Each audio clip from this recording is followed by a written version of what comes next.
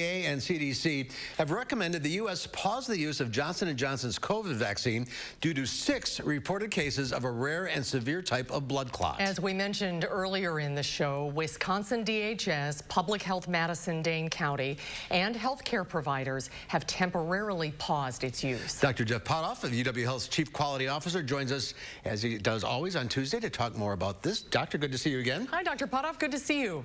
Good to see both of you. For the J&J, this is literally 1 in a million people have had this blood clot. Is this an overreaction? You know, I think what this is just a reinforcement of just how focused the medical community is on safety, such that if there was an event that occurs 1 out of 1 million people, they're still taking the time to look into it and see, is it related to the vaccine? Is it not? What does this mean? And I think that should reassure us with this vaccine and all the vaccines that safety really is the #1 priority. What do you think this will mean for vaccine hesitancy? Are you concerned that today's news will cause some people to not get the vaccine when it's their turn?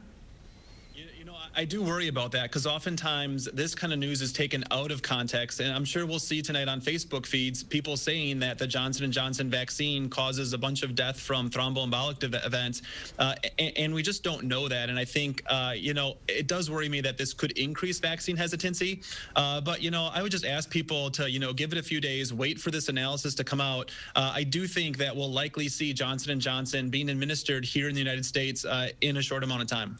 What's your advice to people who got the Johnson & Johnson vaccine in the last few days?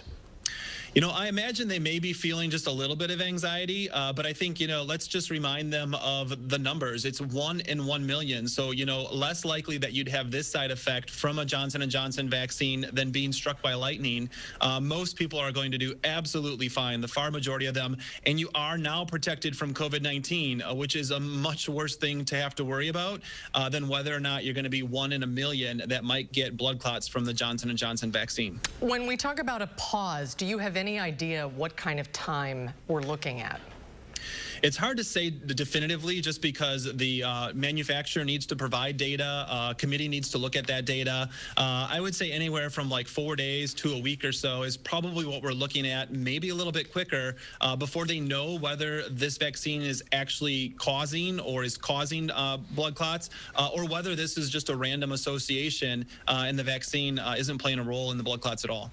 A lot of people are scheduled to get this shot in the next week or so. Is this going to affect the vaccination process overall? People are scrambling again to get a time to get a shot. Yeah, unfortunately, I think in the next few days it is going to cause some problems for those vaccinator sites that do have Johnson & Johnson. I do know that they're scrambling right now to figure out, what to do. Some people will probably be canceled. Some people may be able to be switched to a Moderna or Pfizer vaccine. But until this is figured out, I could see some people being contacted and told their vaccination's on hold. Is the Johnson & Johnson vaccine the same technology as the AstraZeneca vaccine that was also put on pause? In many ways, yes. It uses the same adenovirus vector to deliver that material that you make that immune response to. So although they are different, the technology used is somewhat similar between the Johnson & Johnson and the AstraZeneca. We're seeing the numbers go up again in Wisconsin. What do you think is causing that?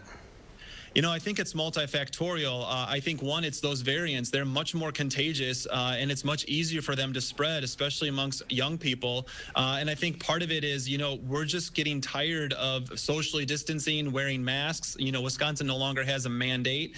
And those things together do create an environment where we could see an increase in COVID-19 heading into summer.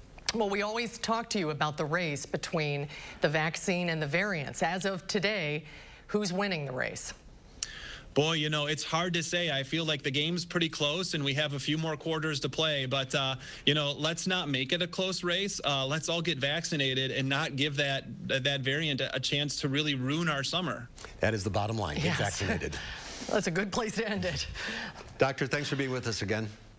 You bet. Thank you, Dr. Potoff. Great to see you. Appreciate your time. Well,